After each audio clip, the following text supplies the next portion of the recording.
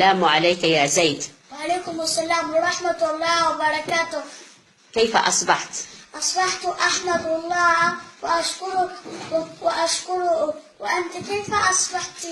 بخير والحمد لله، جزاك الله خيرا. هل تحب الرسول صلى الله عليه وسلم؟ نعم أحبه كثيرا. الرسول صلى الله عليه وسلم اسمه محمد. أبوه عبد الله. أمه آمنة بنت وهب. جده عبد المطلب. عمه الذي كفله أبو طالب. مرضعته حليمة السعدية. زوجته خديجة بنت خويلد. لقب الرسول صلى الله عليه وسلم بالصادق الأمين. نزل عليه الوحي فيه غار حراء. كان عمره 40 سنة. أول سورة نزلت عليه يا اقرأ.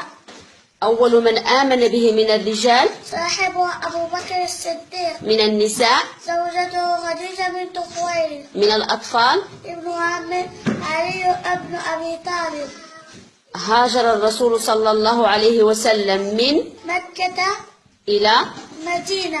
بنى محمد صلى الله عليه وسلم بالمدينة أول مسجد في الإسلام ويسمى قباء. وآخى بين المهاجرين والأنصار. أحسنت يا زيد، أنت بطل.